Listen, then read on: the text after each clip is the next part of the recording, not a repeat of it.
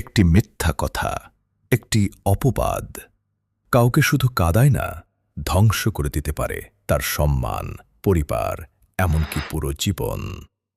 একদিন রাসূলুল্লাহ সাল্লাল্লাহু আলাইহি সাল্লাম সাহাবীদের জিজ্ঞেস করলেন, তোমরা কি জানো গীবত কি? সাহাবায়ে কেরাম বললেন, আল্লাহ ও তার রাসূলই ভালো জানেন।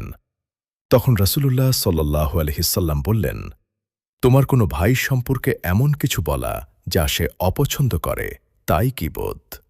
এক সাহাবী জিজ্ঞেস করলেন, হে আল্লাহর রাসূল, যদি সেই দোষ সত্যি তার মধ্যে থাকে?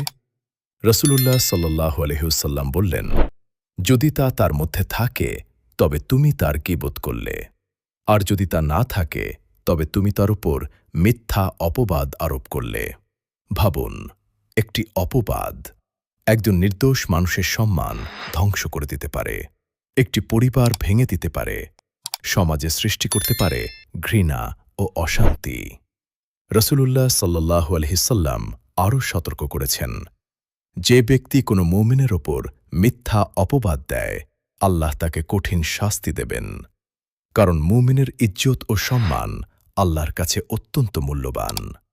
আজ সোশ্যাল মিডিয়ার যুগে মানুষ খুব সহজেই অন্যের নামে অপবাদ ছড়ায়, প্রমাণ ছাড়া কথা বলে, গুজব ছড়ায়, আর ভাবে এটা খুব সাধারণ বিষয়।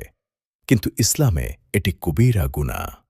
তাই কথা বলার আগে ভাবুন, আপনার একটি শব্দ কারো হৃদয় ভেঙে দিতে পারে। নিজের জিহ্বাকে সংযত রাখুন, প্রমাণ ছাড়া কারো বিরুদ্ধে কিছু বলবেন না।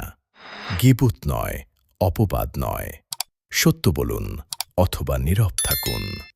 আল্লাহ আমাদের সবাইকে গীবত ও মিথ্যা অপবাদ থেকে হেফাজত করুন। আমিন।